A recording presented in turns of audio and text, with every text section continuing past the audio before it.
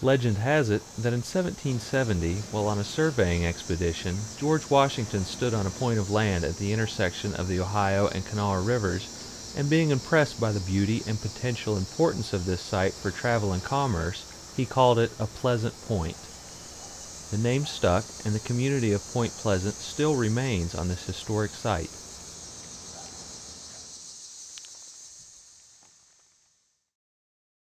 The town's fate has always been tied to the rivers. In good times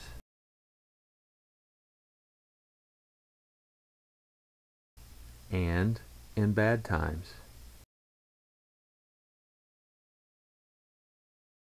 The flatboats used in the westward expansion of the country in the 19th century turned into the steamboats that sustained the industrial growth of the 20th century, and Point Pleasant became the hub of riverboat manufacturing and maintenance in the mid-Ohio Valley. But the boat building industry, it employed the people that lived here in town. And then after the boats were built, you know, they were crewed, and so a lot of riverboat people that worked in the industry came from here in Point Pleasant. As the shipment of people and goods slowly shifted from river travel to other modes of transportation, the river and its related industries became less important. It took over 14 years to secure the funding and construct, but in October 2003, Point Pleasant celebrated the grand opening of a new state-of-the-art riverfront park. Okay, it's a 14-year project.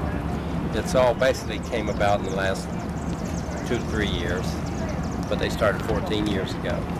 Our actual Riverfront Park is a mile long.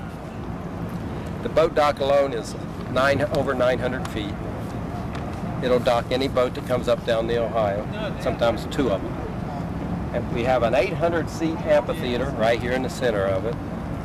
It's a beautiful amphitheater. It's probably, in our view anyway, probably the prettiest amphitheater on the Ohio right now. So nice, in fact, that in 2004 the steamboats Delta Queen and Mississippi Queen will dock there a total of 8 times, and the River Explorer, a touring passenger barge, will visit 4 times. We brought the people in from New Orleans that owns or runs the Delta Queen and Mississippi Queen corporation, actually, and they came here and we gave them our pitch on what we're going to do here, and we now have probably the best schedule on the Ohio River for the Delta Queen and Mississippi Queen.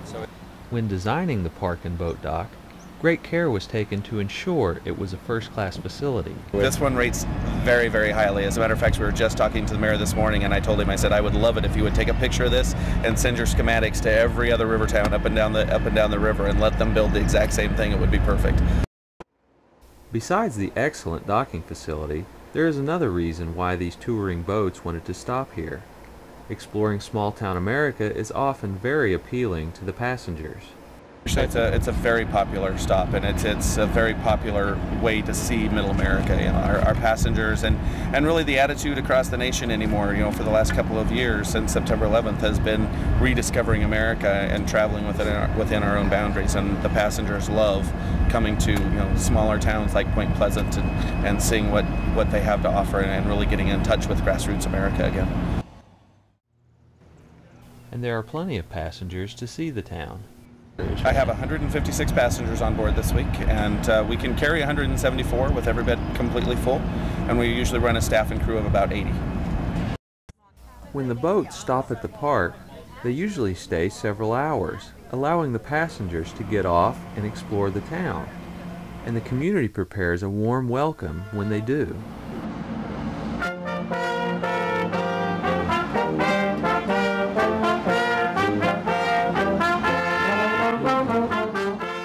Volunteers dress in period costumes to conduct historic tours of attractions in the town. The passengers have the option to take a shuttle bus to several attractions outside of the community, but the most popular excursion is the walking tour of the downtown. This gives people the opportunity to walk through the historic business district and see the nearby historic sites. The new River Museum is a local attraction that is very popular for the visitors from the boats.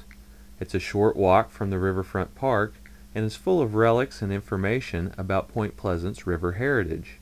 It's an idea that started about the same time as the Riverfront Park and was formally dedicated in May 2004. Across the street from the River Museum is one of Point Pleasant's most well-known attractions. At just 4 acres, Towindaway Park is one of the smallest state parks in the nation, but it is also one of the most historic. The residents claim that the Battle of Point Pleasant, which took place here, was the first battle of the Revolutionary War. People in the community are not taking too much time to sit back and enjoy their accomplishments. They are busy planning for the future to make the area even more attractive to visitors. We have many projects in the future that's going to make this a major attraction. But we see this as just the beginning of the Ohio River Valley changing. And we have a lot of support from the universities and businesses up and down the Ohio to get this started. And I think it's in the near future. The purpose of all this work is not only to attract visitors from outside the region, but to improve the quality of life for the local residents as well.